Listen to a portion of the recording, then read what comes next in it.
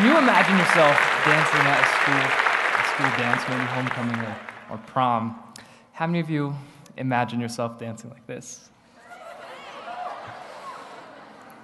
Raise your hand if the idea of dancing makes you afraid. Raise your hand if you would rather public speak than dance. Oh, no, I'm the opposite. When I was in middle school, I learned to be afraid of dancing. My friends would shame me with some of the comments, although maybe not intentional, with some of the comments that they shared with me. You know, that I didn't have rhythm, just even stepping side to side, I didn't have rhythm. That my movements, how I expressed dance, were not good enough.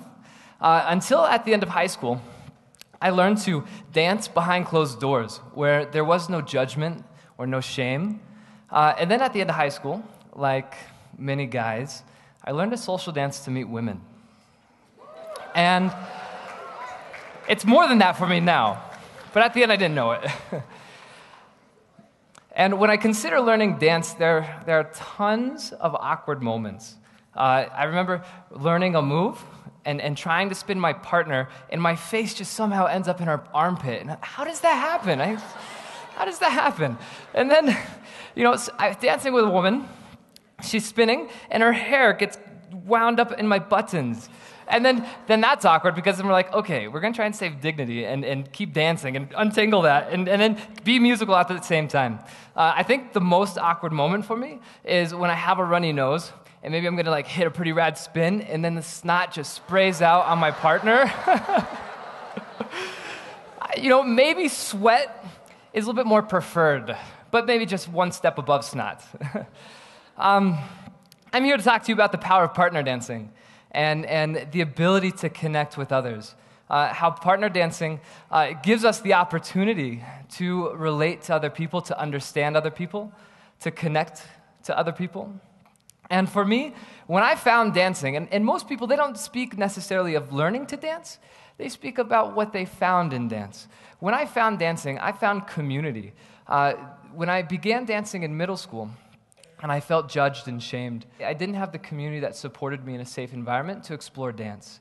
And then at the end of high school, when I took a social dance class, immediately I found a community of people who shared common values of respect, who our teacher taught us etiquette on how to ask someone to dance, how to embrace someone to dance.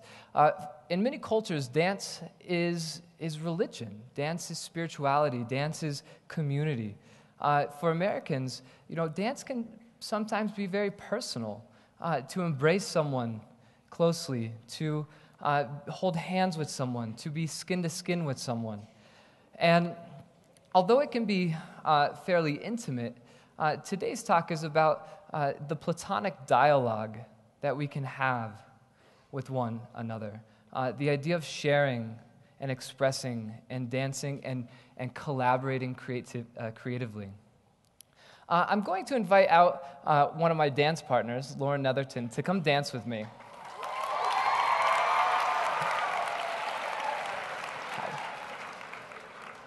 And today, Lauren and I, our background is in swing dancing and in blues dancing. And and so we're going to share with you our profession of Lindy Hop and blues dancing. Now, most of you may have heard Lindy Hop as a form of swing, but may not have heard of blues dance. If you imagine blues music and the evolution of blues music into jazz music, it's the evolution of blues dance contributed to swing dance. Lauren, what do you say if we keep it a little upbeat and start with a swing dance? Yes? Okay. Now, building the dance is part of this talk, so allow me to do this properly. Lauren, may I have a dance with you? Yes. Thank you. And Lauren, may I lead? Yes. Okay. Here we go.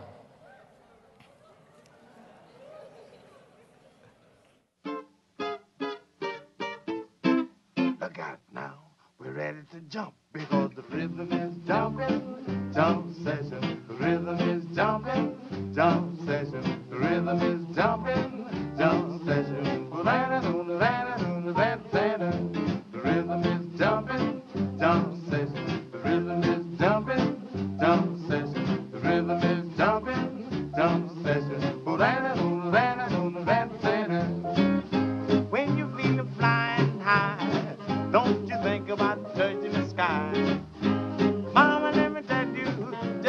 roll right into that groove because the rhythm is jumping, jump session. The rhythm is jumping, jump session. The rhythm is jumping, jump session.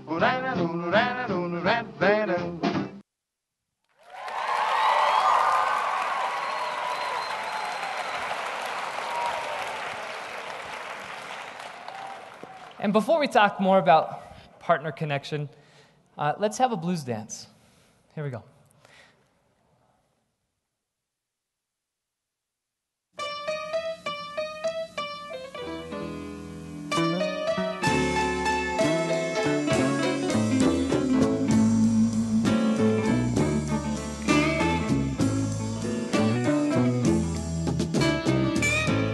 Got a sweet little woman. Her name is Miss Stella Mae.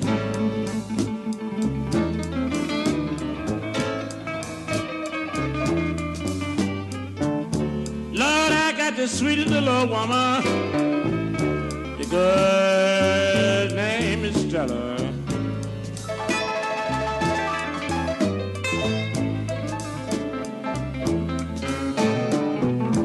She's the one I love, y'all.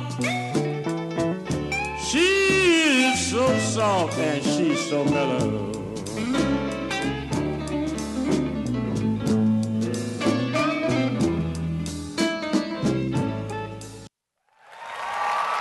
Thank you.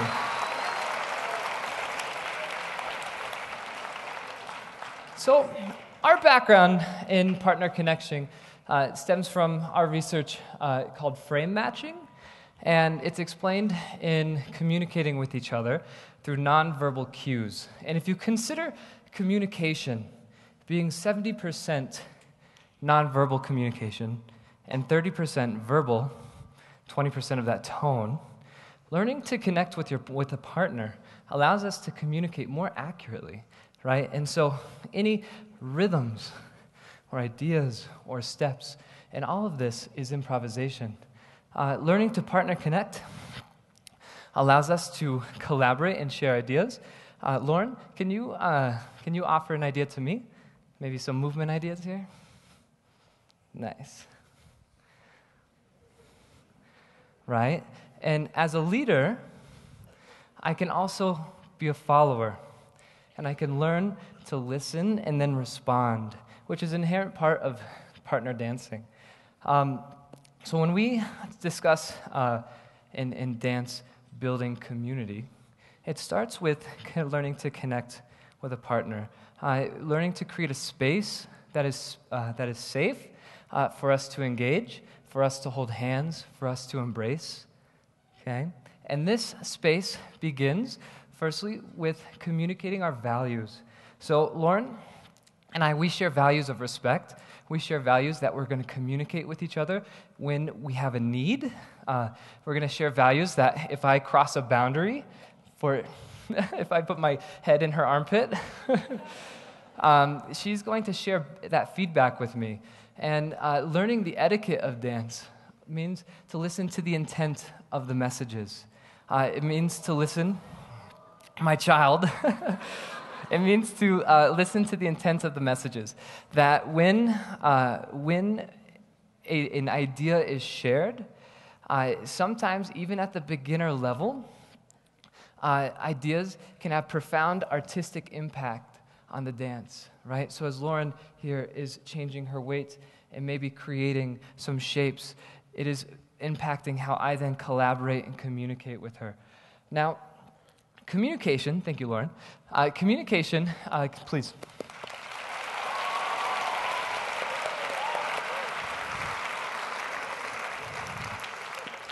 Partner dancing allows us to learn more again about the platonic touch. I'm going to invite another friend of mine, Ben Collins, out here. Come on, Ben.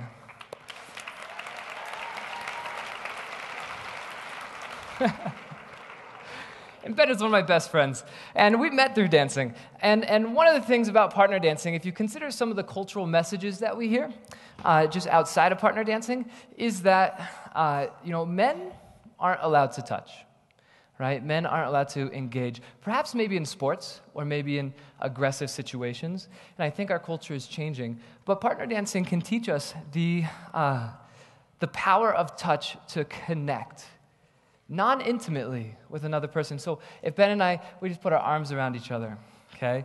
And there are cultures where we have seen and hear that this is normal. There are cultures where it's normal for two men to walk down the street holding hands without judgment or shame. Without judgment or shame.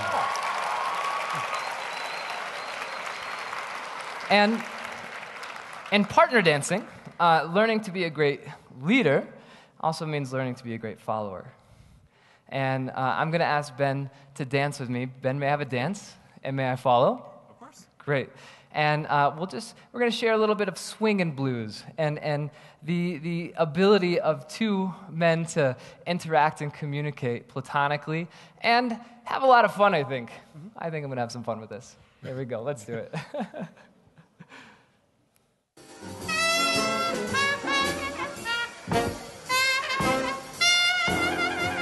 I hate to see that evening sun go down. Say, I hate to see that evening sun go down. Said, makes me feel like I'm on my last go round. If I'm feeling tomorrow just like I feel today, ho, ho, ho, feeling tomorrow like I feel today. Gonna pack my trunk, make my getaway.